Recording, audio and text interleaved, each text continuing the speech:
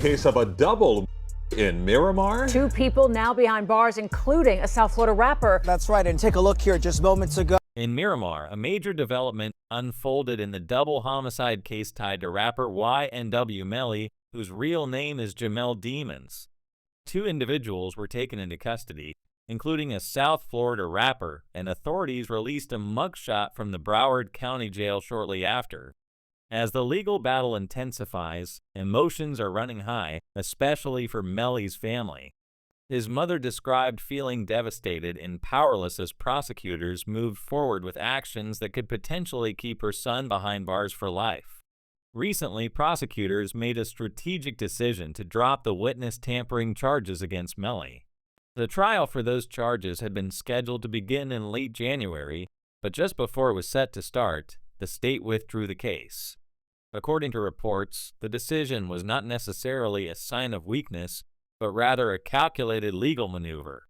Prosecutors explained in a memo that they dropped the witness tampering case to avoid jeopardizing key evidence related to the pending double murder trial, which is far more significant. There were unresolved issues regarding the suppression of jail calls, and proceeding with the tampering case risked losing critical evidence needed for the main trial in 2027. Melly's legal team responded confidently to the dropped charges, stating they would now push for his release from custody. They argued that he has been held under extremely restrictive conditions for years based on claims the state has now abandoned. His attorneys insisted that being released would allow him to participate more effectively in preparing his defense. However, many observers believe prosecutors are simply consolidating their efforts, focusing on the murder case while preserving their strongest evidence. A key figure in the witness tampering allegations is Melly's former girlfriend, Mariah Hamilton. She was arrested upon returning to the United States at Miami International Airport. Before this, she had no criminal record. Court documents show she had been ordered to testify in Melly's earlier trial in 2023. Authorities claim that financial records revealed Hamilton received more than $31,000 from individuals associated with Melly's management company, along with help purchasing a Mercedes despite having no documented income. Investigators allege that this money was meant to influence her testimony. Prosecutors also claim Melly orchestrated a system to pass messages from jail after losing phone privileges. According to court filings, he used other inmates to relay instructions to associates outside. These messages allegedly included coded language instructing others to prevent Hamilton from appearing in court.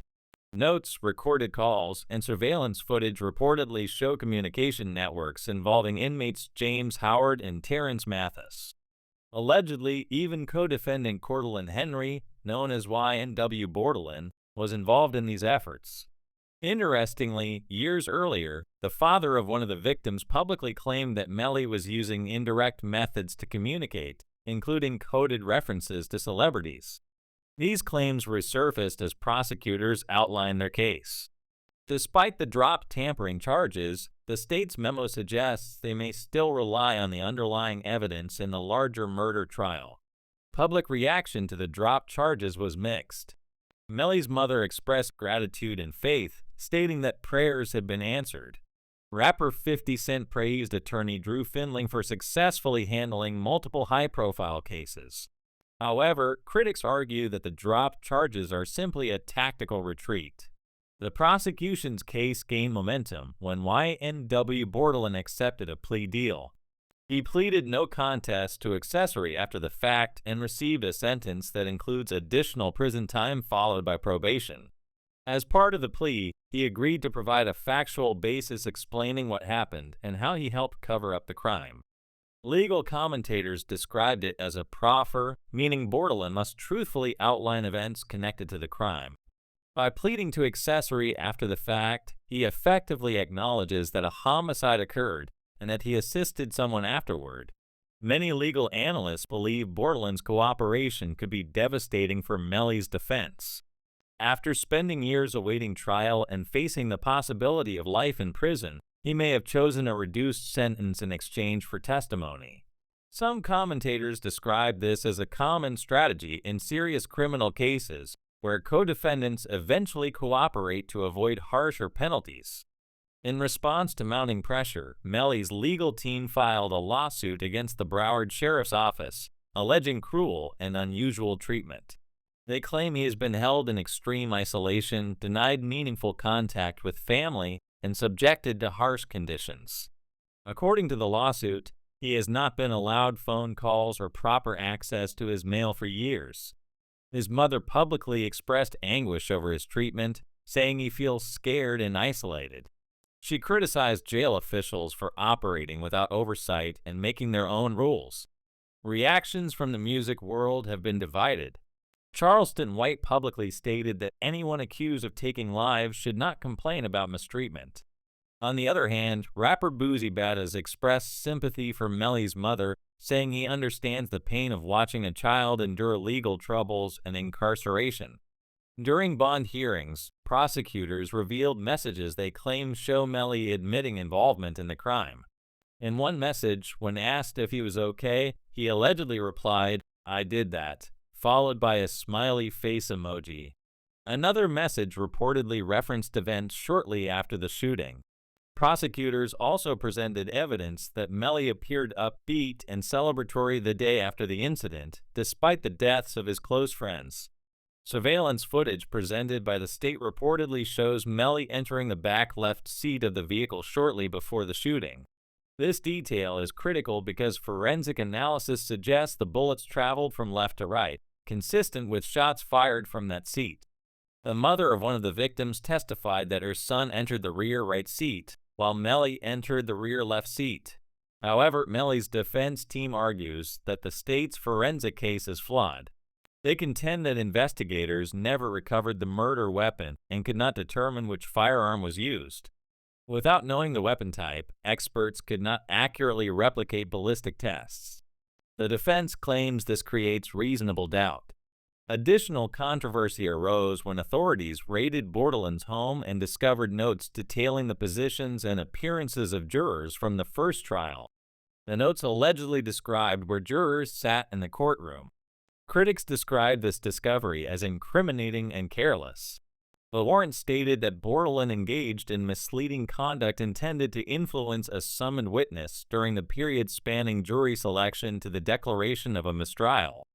Digital evidence also plays a significant role. Prosecutors allege that Melly sent location pins to rapper Frito Bang, requesting pickup shortly after the shooting.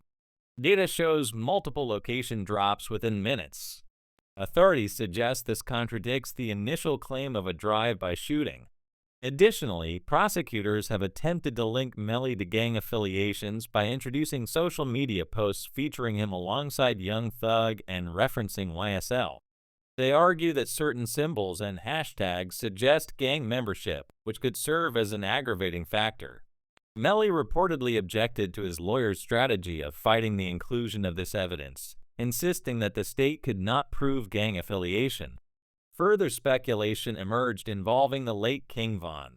Rumors circulated that Melly allegedly sought advice about handling conflicts, though these claims remain unverified and largely anecdotal. As the case moves toward a 2027 trial, both sides are preparing for an intense legal showdown. Prosecutors appear to be tightening their strategy, focusing on the strongest elements of their case while avoiding procedural setbacks. Meanwhile, Melly's defense is challenging forensic gaps, alleged constitutional violations, and the credibility of cooperating witnesses. The stakes are enormous. If convicted, Melly could face life in prison.